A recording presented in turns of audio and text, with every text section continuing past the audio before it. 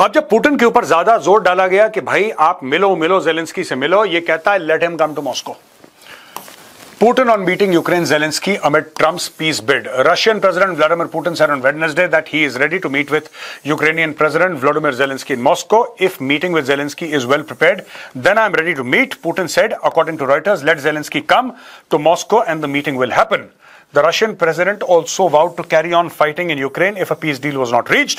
I think there is light at the end of the tunnel, Putin told reporters in Beijing, adding, let's see how the situation develops. If not, we will have to resolve all our tasks militarily. अगर नहीं हुआ हमारे हिसाब से तो फिर हमारी फौज बोलेगी, हम लोग नहीं बोलेंगे, फिर हथियारों से ही फैसले होंगे. इसने ज़ेलेंस्की को बुला लिया मॉस्को कि भाई अगर तुझे बातचीत करनी है, पीस डील करनी है, जो भी तेरे को करना है, तू मॉस्को आ जा. अब ज़ेलेंस्की को ये देखिए यहां पे ट्रंप के साथ बैठा है ज़ेलेंस्की, ठीक है. अब ज़ेलेंस्की को भी तो डर लग रहा होगा कि मैं मॉस्को पहुंचा, इसने बैठा लिया मुझे, इसने मुझे बैठा लिया वहां पे कि भाई तू कहीं नहीं जाएगा, यहां पे बैठा रहे. कौन आएगा इसको बचाने के लिए? ट्रंप तो आएगा नहीं, ट्रंप तो नहीं आएगा. ट्रंप की सच्चाई सबको पता है, ट्रंप कितना हल्का है ये भी सबको पता है. यूरोप कुछ कर नहीं सकता. अगर पुतिन बोल देता है, देखो अगर ज़ेलेंस्की मॉस्को चला जाता है और पुतिन बोलता भाई तू बैठ जा इधर, हिलना मत यहां से, he also fears for his life. यहां पे एक दूसरे को मारने की कोशिश करी है. मैं हेड्स ऑफ स्टेट की बात कर रहा हूं, मैं पुतिन और ज़ेलेंस्की की बात कर रहा हूं. इन लोगों ने एक दूसरे को मारने की कोशिश करी है. कोशिश नाकाम रही वो अलग बात है, लेकिन there have been attempts. Anything can happen. ये मामला बहुत संगीन है, बहुत ज्यादा. यहां पे व्लादिमीर पुतिन ने डोनाल्ड ट्रंप को एक छोटा सा, जिसको कहते हैं ना, एक टिक ऑफ कर दिया है, उसकी हल्की सी चूड़ी कस दी है. उसने बोला कि Vladimir Putin giants like India और China's message for Trump, unipolar world must end. Basically उसने बोला है कि भारत और चीन जैसे देशों को, जो बड़े जायंट्स हैं, बड़े बड़े देश हैं, आप इनको ऐसे नहीं धमका सकते यार. आप इनको ये नहीं बोल सकते कि तुम ऐसा करो वरना मैं तुम्हारे साथ ऐसा कर दूंगा. तुमने करके तो देख लिया, करके देख लिया, क्या बिगाड़ लिया तुमने? Everyone has equal rights in this multipolar world. Yes, there are economic giants like India or China. Our country is among the top 4 economies in purchasing power parity. But that doesn't mean anyone should dominate politics or global security. Everyone must be equal, Putin said at a press briefing. A unipolar world is unfair. It is obvious. The world must be multipolar, which means all actors in the international relations must be equal, and there must be no one more equal than the others. A unipolar world must cease to exist. तो ये इसने बोला है कि आप भारत और China को जो दबाने की कोशिश कर रहे हैं, ये होगा नहीं. आजकल की दुनिया ऐसी नहीं है, मल्टीपोलर वर्ल्ड है, यूनिपोलर. बेसिकली कहने का मतलब ये है कि अमेरिका को कि तुम बेताज बादशाह नहीं हो इस दुनिया के, तुम्हारी ये चलेगी नहीं कि तुमने किसी को भी धमकी दे दी, किसी को. अब ये कोई सहेगा नहीं, क्योंकि दुनिया बदल चुकी है. एक जमाने में होता था, अमेरिका बोलता था, लोग कहते थे, ये भारत ने तब भी नहीं हाँ बोला, लेकिन ऐसा दुनिया बोलती थी एक जमाने में. अमेरिका आंखें दिखाता था, लोग कहते थे अरे यार अमेरिका गुस्सा हो गया. आज की तारीख में आंखें दिखा रहा, कह रहा और दिखा भाई, हमें कोई फर्क नहीं पड़ता. तो ये बात हो गई. यही चीज, इसी बात की वार्निंग दे रहा है Vladimir Putin. Criticising Trump's tariff threats, Putin warned, you can not talk to India और China like that, stressing that pressure tactics against major economies are futile. He also recalled his informal conversation with Prime Minister Narendra Modi during their car ride from SCO summit venue to the bilateral meeting hotel. Well, it's not a secret to him. I told about the negotiations in Alaska. कह रहे हैं जो negotiations हुए थे Alaska में, encourage में, Trump के साथ, मैंने पूरी बात उनको बताई मोदी जी को. कार में जब हम बैठे थे, मैंने पूरी उनको स्टोरी सुनाई. ये भी कह रहा है कि यार आप इंडिया और चाइना ऐसे आप मत सोचो, ये आपका रास्ता ही गलत है. पुतिन कहने की कोशिश कर रहा है कि बातचीत करो, आओ बैठ के बातचीत करो, मामला सॉल्व करो. ये पिस्तौल निकाल के मैं ऐसा कर दूंगा तो तुम ऐसा कर दो, ऐसा होता नहीं है. Nobody is in a mood to accept your bullying. दोस्तों, ये डोनाल्ड ट्रंप की कहानी कि Donald Trump's big statement, India kills us with tariffs, again claims New Delhi offered no tariff deal. ये देखिए एक ही सेंटेंस में कितना विरोधाभास है. एक तो कह रहा है कि भारत ने हमारे ऊपर इतने टैरिफ लगा दिए, इतने टैरिफ लगा दिए कि हमें मार डाला, kills us with tariffs. फिर ये कह रहा है कि भारत ने हमें ऐसी डील ऑफर करी जिसमें कोई भी टैरिफ नहीं था. अब कोई भी पूछेगा डोनाल्ड ट्रंप से कि भाई तुम कहना क्या चाहते हो, तुम्हें चाहिए क्या? टैरिफ लगाए तो प्रॉब्लम, जीरो टैरिफ लगाए तो प्रॉब्लम, तुम चाह क्या रहे हो? China kills us with tariffs, India kills us with tariffs, Brazil kills us with tariffs. I have understood tariffs better than they did. I understand tariffs better than any human being in the world. India was the most highly tariffed nation in the world, and you know what? They have offered me no tariffs in India anymore. No tariffs. If I didn't have tariffs, they would never make that offer. So you have to have tariffs, Donald Trump said on the Scott Jennings radio show. अब भारत ने जो offer करा, भारत ने बोला, ये जो भारत ने no tariff, ये मैंने भी इसके बारे में सुना है कि भारत ने बोला ठीक है साहब जीरो टैरिफ, लेकिन भारत ने बोला ठीक है साहब आपको जीरो टैरिफ तो हमें भी जीरो टैरिफ, दोनों की तरफ से जीरो टैरिफ। ये ट्रंप नहीं चाहता। ट्रंप क्या चाहता है कि भारत कोई भी टैरिफ न लगाए, अमेरिका ठोक के टैरिफ लगा दे। That is what Donald Trump wants. US expert advises Trump to scrap 50% tariff and apologize to India, praises Modi's pretty smart balancing act. Edward Price, an adjunct professor at New York University, said that I consider the partnership between India and the US as the most crucial 21st century partnership. This partnership will decide what happens between China and Russia. India has the deciding vote in the 21st century. I can't for the life of me understand why the president of the US, in confrontation with China and in a war with Russia, then imposes 50% tariffs on India. He added, we needed to remove 50% tariff on India and get down to something far more reasonable. I suggest 0% and apologies. ये कहते हैं कि PM Modi is being pretty smart. He is reminding the Americans, reminding people like me that he has options. उनके पास options हैं. America is not the only one. India is an independently minded sovereign with its own civilization. It makes its own choices. There is no way India is going to permanently put its feet on one side or the other. तो यहां पे ये जो professor New York university हैं, ये Edward price हैं, ये बहुत बड़े एक ओपिनियन मेकर है अमेरिका में, बड़ा रिस्पेक्टेड वॉइस है। ये कह रहे हैं कि यार ये 50% टैरिफ को लाओ जीरो पे और माफी मांगो। ये लोग हैं जो दूर का देख रहे हैं।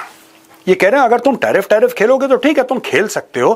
क्या तुम 50% टैरिफ लगा सकते हो भारत पे? बिल्कुल, तुम 500% लगा लो, तुम 500% लगा लो। क्या होगा कि भारत तुम पर भरोसा नहीं करेगा, भारत अपना माल 10 और देशों को बेचेगा।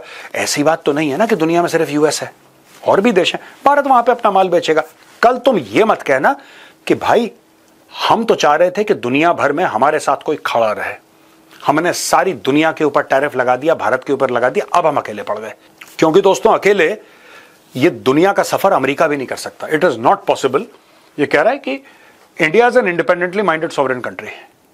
तो आप ये नहीं कह सकते भारत को कि तुम हमारे खेमे में आ जाओ, जैसे ट्रंप कोशिश कर रहा है ना कि इतना प्रेशर डालो कि इंडिया बिल्कुल बस हमारे बगल में। यार इंडिया इज नॉट पाकिस्तान, क्यों कंपैरिजन करना? ये this is futile, this is futile.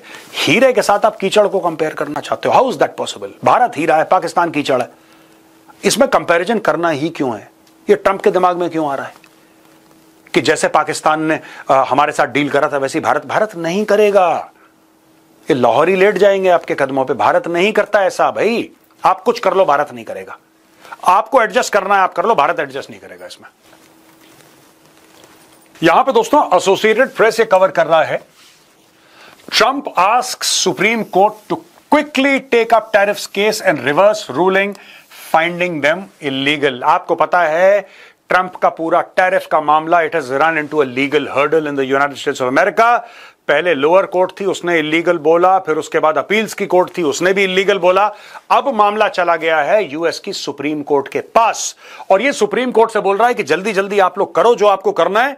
और भाई इसको ना, ये अगर इलीगल होता है तो इससे बहुत ज्यादा, अगर आप लोग करार कर देते हो कि इलीगल है, अगर supreme court of the US भी ये बोल देती कि पूरा मामला इलीगल है, फिर कहता है साहब फिर ना हो पाएगा मामला, फिर अमेरिका को बहुत ज्यादा नुकसान हो जाएगा।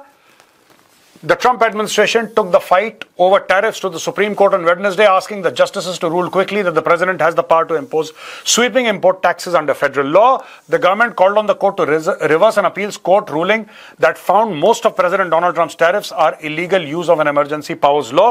Solicitor General D. John Sauer asked the justices to take up the case and hear arguments in early November.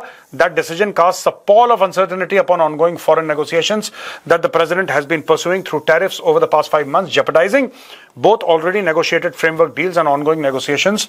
The stakes in this case could not be higher.